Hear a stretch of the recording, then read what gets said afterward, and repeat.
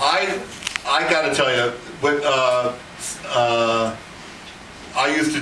I used to order all your books. You know, there was compilation books, as you know, the Snappy Answers, and they used to be just like so important to me. I used to read them very slowly because I didn't want them to end.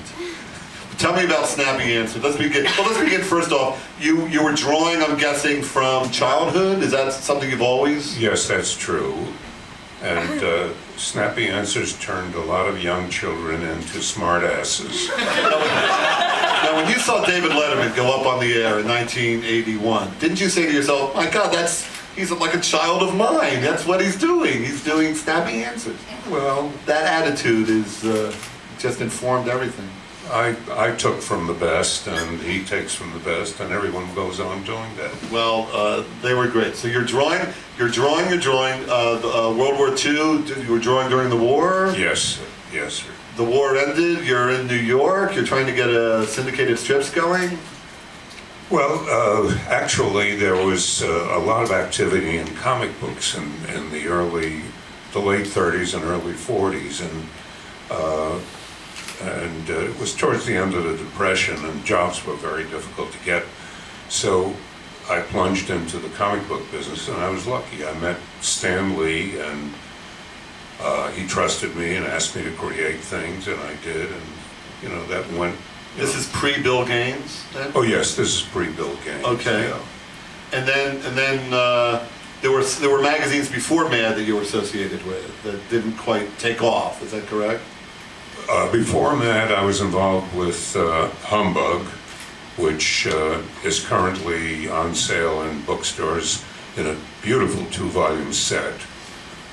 I don't own any part of it, so I'm not plugging it for that reason. This is early 50s.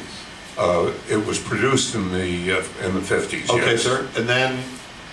And that didn't fly. I guess most magazines don't, obviously. Before that, there was a Trump magazine, which only saw 2 issues. Okay. And that was produced by Hefner of Playboy. Okay. And we really had dreams of that becoming a big deal, but it crashed. You needed that centerfold action, I guess. Yeah, that's what you were missing. Well, we had centerfolds, but they were of me and Harvey. Okay. Yeah, there was a flaw there in the plan.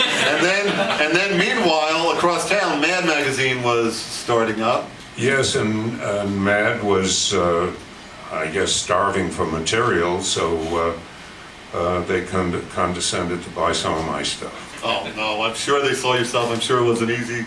No, at the beginning it wasn't that easy to get in. I mean, they had a good stable of people, and you show up and you hope and you submit stuff. Julie, this man is one of the funniest guys. He and the 3 or 4 other core writers at Mad just changed your dad's life, probably for the worse, but changed my life. Changed my life for sure. And then tell me, okay, so then the magazine was because it's a cultural phenomenon, and it's the mid-60s, and that's when the first Fold-In and the Snappy Answers appeared.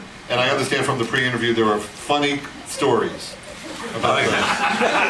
I've been promised funny stories. I can tell you honestly that I had no idea that these things would have legs, because when you're in the freelance business and you're creating material and you're hoping to sell it, you really think only in terms of one-shots.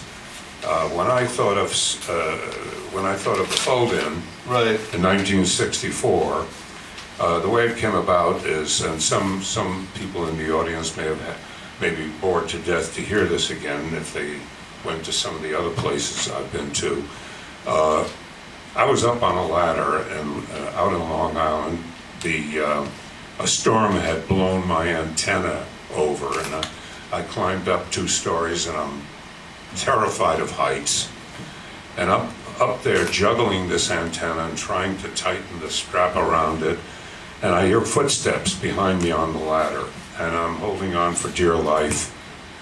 And my son's voice says, "Where's Mom?" And I said, "I have killed her and I'm stuffing her down the chimney." Because I just simply got tired of as a freelance cartoonist, you're home all the time, and you're constantly being asked where Mom is, as if, you know, I have a string attached to her. It's a stupid question.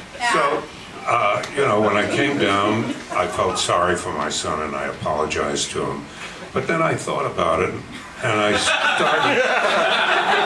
started doodling with the idea, and you know, then I had a guy standing at a bus stop. No, the second one was a guy had crashed into a tree in his car, and a man comes by and says, "Have an accident?" Yes, okay, I remember that. You know, so he says, "No, thank you, I already have one."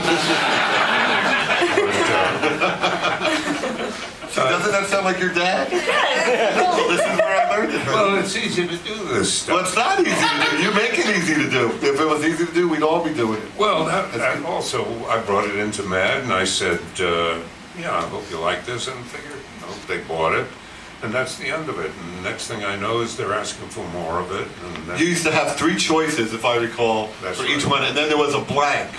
Yes. There was occasionally a blank where the reader was supposed to fill in their own, and I would just be just consumed with just thinking about it and distracted all day. There's a very interesting little bit about that. One day in the mail, I had this Snappy Answers in a number of paperback books. Yeah. And in the mail arrives one of these books of mine, the first one, as a matter of fact. And it came from India. Now, I have no idea who this person in India was, whether it was an American or an Indian, but where I asked the question, you know, someone was lying in bed, obviously asleep, and his mother opens the door and says, "Are you asleep?" Yes. And then he gives the snappy answers, such as, you know, "No, I'm dead, leave the flowers and get the hell out of here." But I go down to the 4th one, and it's filled in, and it says, "Yes, I am." I turn the page, the next one, is it raining out? And I have a bunch of snappy answers. Yes, it is. Filled out the entire book. It's brilliant. You could argue it's the snappiest answer of all. Now, he must have been putting me on. I don't know. I love your answers, but I might love his even more. And then now let's quickly get, now Julie, do you know what a fold-in is in the back of Man? I do. And you can show me. Well, Sadly. Well, this is the newest issue of Man. It has an Obama joke on the cover, so you know it's new. And there's an Al Jaffee fold-in. You're still kicking fold-in butt out there. And it's still as funny as ever. It's still just the most amazing. Now, very quickly, how do you write it? Where do you begin with the, I guess you begin with the picture? You begin with the question and answer? No, in the early days, when I first started the fold-in for the first 25 years or so. Dear God, how many have you done, sir? I've done about 412. Dear Lord. Next spring, there's going to be a box set of all of them. But people don't want to fold it and crease it. Like, how do people, you want to be careful and keep these in pristine.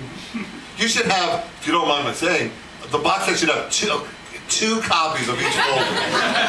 Like people buy 2 copies of comic books now, one to read and one to store away. You know, it's an interesting point, because when I first presented it to the editor of Mad, he was intrigued by it, but I said right off the bat, I said, "You're not going to buy this, it mutilates the magazine." Yeah. So he ran into the publisher, Bill Gaines, and he came back and he says, "We want to do it." And Bill Gaines said, "If they mutilate the magazine, they'll buy another one." It's genius. It's just genius.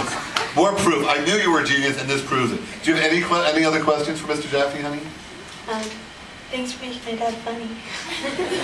Thanks for making my dad funny. How many times have you heard that? That's the sweetest thing I ever heard. Thank you. Well, no, and we want to thank you from the bottom of our heart for being here. It means the world to me, and it means a lot to all your fans out there. Thank you again for coming.